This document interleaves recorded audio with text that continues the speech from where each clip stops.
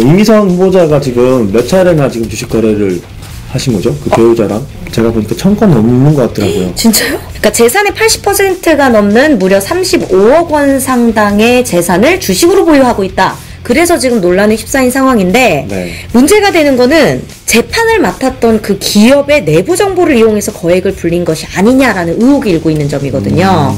OCI가 이제 태양광 기업인데 네. 이게 56년도에 만들어져서 굉장히 역사가 오래되고 OCI에 직접 투자를 한 건 아니고요. 이분들이 이제 관심을 가졌던 거는 OCI 밑에 있는 이제 아들인 거죠, 아들. 한진칼 밑에 대한항공 있듯이 OCI 밑에 이테크 건설, 네. 삼광글라스 네. 이게 있습니다. 집중적으로 투자를 한 거예요. 이 자회사에. 이 종목만 한 것 같진 않아요. 이렇게 이걸 샀다가 또 팔고 또 다른 네. 종목을 사고 제가 봤을 때 주식 투자에는 굉장한 소질이 있으셨던 걸로 네, 보입니다. 네. 헌법재판관 후보자가 네. 주식에 투자하는 거는 나쁜 건가요? 개인적으로는 나쁘지 않다고 생각하거든요. 네. 왜냐하면은 뭐 그 앞전에 이제 불법 투기, 부동산 투기하고 그걸 한 것보다는 네. 헌법재판관 후보 판사가 사실은 기업의 정보를 알아야지 얼마나 알까. 네네. 사실 저는 개인적으로 그런 생각 들어요.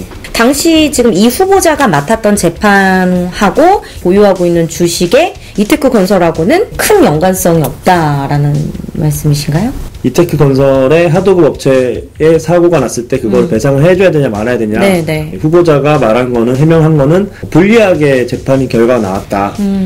그러면 나한테 더 손해 아니냐. 그런 식으로 이제 해명을 했고요. 하도급이 손을 들어줬다는 거는 이테크에서는 배상을 해야 된다는 얘기예요. 특이한 점을 보면은 이거 네. 자세히 다뤄지진 않았는데 네. 이미선 헌법재판관의 남편인 이 변호사가 OCI 관련된 특허 이제 소송을 한 게 있다고 하더라고요. 아, 오, 진짜요? 네, 그것도 몇몇 이제 뉴스에 다뤄졌는데 회사에 대해서 관심이 많았던 거는 분명한 것 같아요. 근데 이거를 이제 뭐 내부자 정보를 이용한 윤리를 위반하면서까지 했느냐, 그랬으면 이제 불법인 건데 네. 이제 주식 같은 경우에는 그게 쉽지가 않습니다.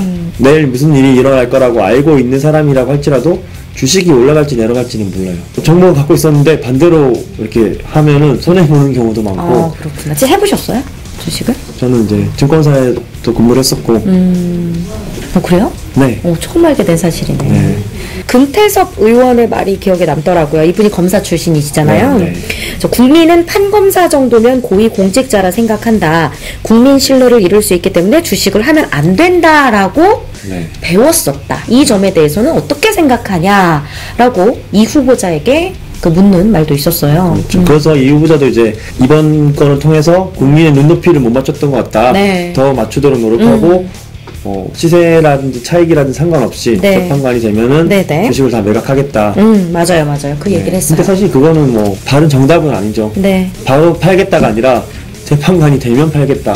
조건을 거셨네요. 네, 이거는 조금 말을 실수하신 게 아닌가. 미리 팔고 이제 재판관이 되겠다는 마음가짐으로 계셨으면 됐을 텐데 남편이 훨씬 더 많은 이제 거래를 했어요. 네. 더 많은 자금으로. 근데 그거 거래 내역을 사실은 이제 국회의원들한테 제출하지 않았기 때문에 알려질 수 없는 상황인 거고 네네. 사실 이 남편분이 굉장히 재테크에 관심이 많은 거는 확실하고요. 근데 지금 의원들 같은 경우도 제대로 조사를 못한 것 같아요. 그 앞전에 뭐 박영선 의원이다 다른 의원들이 이제 그 장관 임명될 때는 네, 엄청났잖아요. 엄청나게 파고들었는데 이분들이 얘기한 것 중에서는 이테크 건설의 또 자회사 중에서 군장에너지라고 그 손자회사가 있어요. 네. 이 회사가 이제 상장이 될 건데 정보를 미리 알아서 뭐 한 거 아니냐 이렇게 하는데 사실 그거는 좀 공부를 안 하신 국회의원들의 얘기인 것 같아요. 조금만 검색해보고 자기가 관심 있어도 상장이 될 거라는 것들은 나오거든요, 뉴스에도. 현재 나와 있는 걸로는 뭐 미공개 정보를 이용했다고 볼 수 없는데 저는 이제 인맥 관계라든지 그걸 좀 더 볼 필요가 있다고 봐요.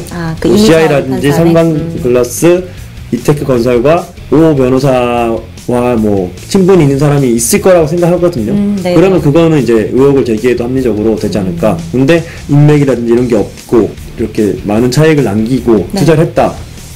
주식 천재요. 우리가 배워야 돼요. 배워야죠, 사실. 주식 부자가 여기 계시네요. 모셔가지고 사실은 맞아요, 주식 맞아요. 투자 강의를 해야죠. 과연 이분은 뭐가 좀 훌륭해서 이렇게 후보자로 나서게 됐을까? 그쪽 청와대에서 아마 또 후보자로 올린 이유는 있겠죠. 네. 들어볼까요? 진행하시네요, 이제?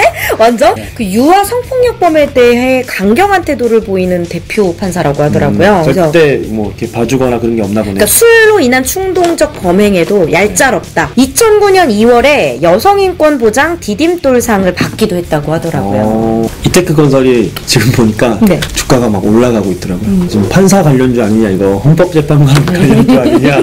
윤리적으로나 이런 쪽으로 도덕적으로나 이제 잣대가 굉장히 높아요. 이 공무원들에 그쵸. 대한. 그리고 헌법재판관이잖아요. 네. 작은 뭐 말이라든지 행동이라든지 이런 것도 영향을 미칠 수 있다는 공인이라고 생각을 하시고 행동하시면은 좀 더 좋지 않을까. 주식 재테크, 뭐 부동산 재테크는 이제 좀 자제하시고 네. 아니면 가치 투자. 제가 워렌 버핏 책 선물을 드리고 싶습니다. 네. 박지원 의원도 그 얘기를 했잖아요. 워런 버핏이나 조지 소로스처럼 남편과 주식 투자를 하는 방법을 택하는 게. 네, 그냥 주식 투자보다도 이 헌법재판 본업에, 그리고 남편분도 변호사 본업에 본업에. 충실하셨으면 좋을 것 같습니다. 알겠습니다. 감사합니다. 감사합니다.